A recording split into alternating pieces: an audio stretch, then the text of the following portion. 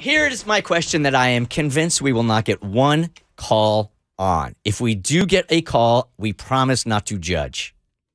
I don't know if I can make any promises. I promise not to judge. You can't speak on behalf of America. Only Dobby can do that. Yeah. So this is a tweet that comes from Sarah Epperson, who is a Bert Show listener. And she says, as we've been talking about coronavirus, and I was making my plea like an hour ago, which I'm going to do again, just to pick your sources very, very carefully on who you're taking your information from when it comes to results of the coronavirus, right? Sarah writes, I can't believe how many people I've talked to that say, oh, I haven't heard about that. Okay, wait a second. What? Nah. Is there anybody listening right now, 1-855-BERT Show, that just heard about the coronavirus? Like, let's say this morning or yesterday. It can't No, be. you can't give him yesterday. It has to be right now. Like today. Today is Yes. the first time you're hearing about coronavirus? Not possible. Impossible. Oh, there's I somebody. think we're about to Nah. have a bunch of people on the phone lines that are bad actors. Remember when we had the guy who just got out of prison? He mentioned a bunch of stuff. Yeah. Even in prison, I think that you'd still Yeah, know you about know. coronavirus. You definitely would still know in prison. Right? Yeah. What? But they're quarantined. I mean, they're good, but So they know Yeah. about it. We did this before, and I can't remember what we asked, but yeah, we had a guy who had just been released and had like no idea what we were talking about. It was something major Yes. like this. Uh-huh. Yeah, There was the guy that didn't know who won the election. Yes. Until like Oh, that's 6 months right. later. Oh. So we had, That's right. what was his name? Pickle? Mr. Pickle? Something. remember that. Yeah. I don't know. Didn't we have somebody in a box jump out or something? Yeah, I put a bunch of balloons that's in a right. box Yep. to reveal. Yep. All right, so nobody's calling that they're just now finding out about coronavirus this morning. Oh, wait. Oh, wait. You got one. Hold on. I'll sit here. What's our Wait. coronavirus waiting music? We don't have any. In the meantime, I will make the same plea this hour that I did last hour because I learned this yesterday, man. I am up and down the dial on radio. I'm listening to podcasts now about coronavirus. Part of my job is to be online, learning about news. And I realize that if you're just checking one news, if you just go to CNN, if you just go to Fox and you're getting all your information about the coronavirus from one source, you're doing yourself a disjustice because there are two different views in the world that are going on right now. And if you're just getting your info from one, you really got to check 2 or 3 out and then make your own decision. Is it bad I just get my info from Twitter? No. But it's coming from multiple sources. Yeah. And I Oh, yeah, follow no. multiple sources. Yeah, but I also think you're doing yourself a disjustice if you're only reading the headline. I mean, that's just clickbait. Sometimes I click the link. I got I mean, old not all music. the Every time. once in a blue. It's really got to grab my attention. Because some are saying that this is a really big deal. Like very smart people with accents are saying that this is a very big deal.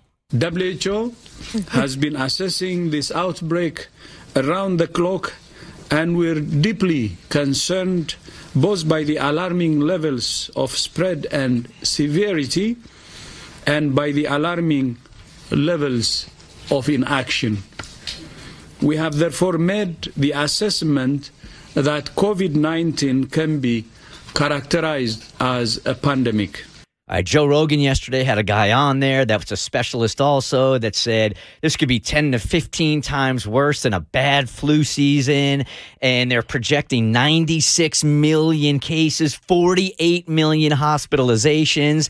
And if you look at the numbers, 1% death rate would be 480,000 deaths over the next 3 to 7 months worldwide. Okay. Again, one source. But no offense, the only name you threw out there was Joe Rogan, and you didn't throw out the source's name. I can give you the sources. I mean, name. Mr. Fear Factor isn't The going to guy do it that for was me. talking to Joe Rogan. Like, Yeah. oh, that guy. that guy. I You was got to trying- come stronger than that, Bert White. I was trying to avoid his last name because I know I'm not going to be able to pronounce it. And Let's that's just why say you just don't use the Bert Show as your source for coronavirus information. his name is Dr. Michael, and I'm not even going to try the last name. Okay. Okay, how's that? Oh. If you want to cut to the heart of the matter and really get the real information, just listen to the WHO, which is the World Health Organization, the CDC, the Centers for Disease Control, or coronavirus.gov. Then you don't have to worry about anyone's opinions because it's just scientists. But then you got some people saying, really, who's paying them? I mean, are they politicized also? So, I don't know. Charlize, we're looking for one person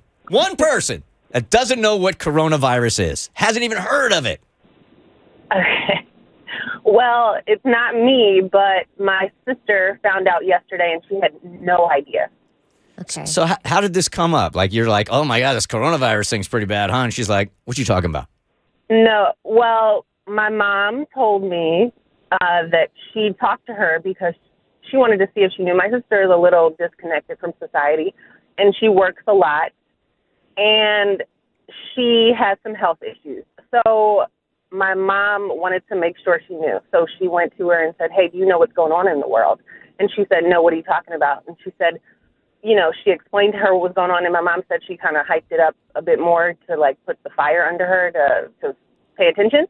And she was blown away, and she was like, oh, my God, I can't believe. And so, yeah. What does she do for a living? She works in fast food. See, when I worked in a restaurant, I was pretty disconnected from the earth, but I figured they would be, your manager would be saying, we're not very busy because of this. Right, or Like, be sure to wipe things down more because of blank. yeah. Right? Yeah, you would think. You work in fast food, though. I should have asked what restaurant that was, but we'd have been sued. Yes. Connor, good morning. You are part of the Bert Show. Hi. Good morning. How are you? Good. Connor, you think this whole thing has been blown out of proportion, this coronavirus thing?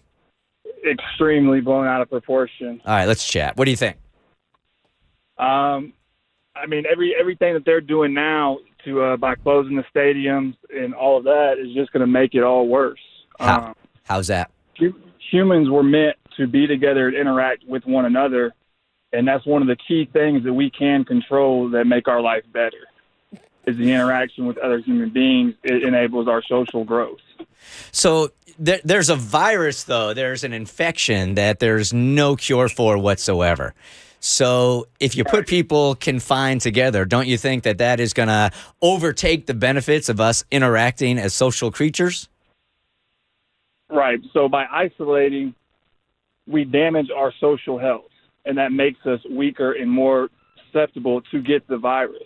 So you're saying, what I'm saying is, are you religious? You can say you have a relationship with a higher power, whether it be God or a different religion, or you believe aliens are out there. You have to believe in a higher power, right? Sure. So with that said, I'm a Christian. The Bible verse, I'm not like a super Christian, so I can't quote it directly, but there's a Bible verse about when the poisonous snake bites you, the venom is not going to kill you. There's nothing God will ever put in your life that you cannot handle. But all you can do is worry about the things you can handle, and that's your physical, emotional, and social growth.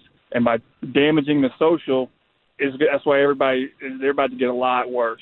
I guarantee it. I see where you're coming from. I understand your point. I couldn't disagree with it more, but I understand that your faith is saying, like, look, if I'm around somebody that has coronavirus and they sneeze in my face, I hug them, I touch them, I hang out with them in close proximity. My life is in God's hands. If I am going to die, then I am going to die, and that is up to God. Jesus will take the germ. Right. Okay. I understand your point. So I drive Uber and Lyft all day. I'm around all types of people all the time. This is not going to affect anything I do. I work with kids in sports. No practices are being canceled. I respect your conviction in your faith.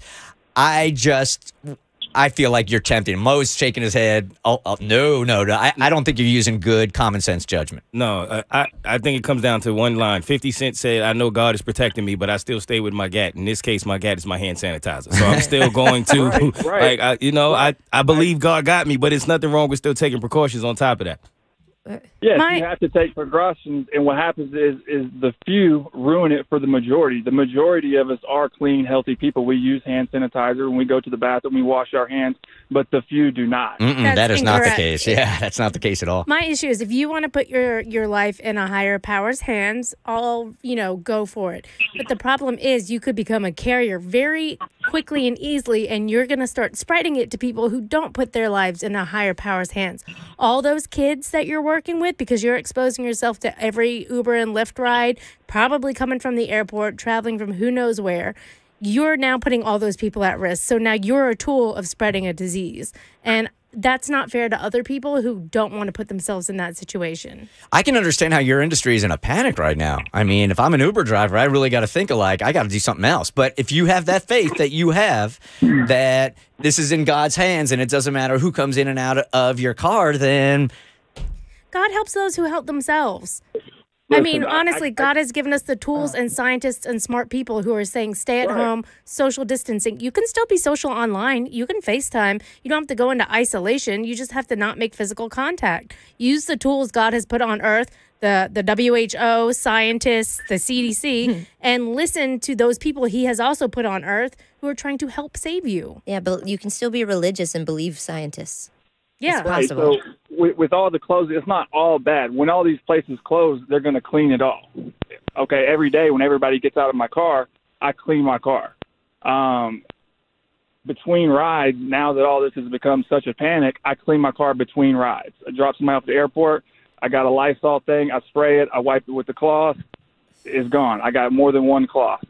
The upholstery, the roof, the handles of the car that people might hang on to, the seatbelt buckles, every part of the seatbelt, which actually weakens straps. You're scaring yourself and you're scaring everybody. The only thing you should ever fear is God. All you can do is worry about the things you control, and that's your physical, emotional, and social. Yeah. Your physical is maintain a healthy diet consistently and take your 10,000 steps a day. That's all it is. 30 minutes a day, 2.5 hours a week.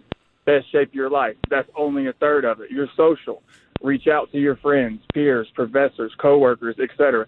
People in your life on the regular, and encourage them to be better people and become their best self, as they should do to you in return. Connor, I hear everything you're saying, and I'm going to do just the opposite. No. So It's just not for me. I'm going to have a big party this Work, weekend. personal and spiritual. Some people look at it as work life, personal life, and spiritual life. Everybody doesn't have all three. They're lacking somewhere in there. Maybe they have an old friend they've lost ties with and never. It's just stuff in the past that you have to make those amends. You have to let it all go and be straight. You can't let stress affect you like that, and that's causing these problems. Hey, Connor, I'm trying not to cut you off, but I do got to go because we're about to go live. Hey, thank you for calling, man. Go live your life. You have a great day. You too. See ya. If we want the Connor coronavirus plan, we can just sit around a campfire with all of our friends singing Kumbaya, my lord, and we'll be fine. If you got that kind of faith, I understand where he's coming from. I get it. I'm just not going to live by those rules. Facts. The Bert Show.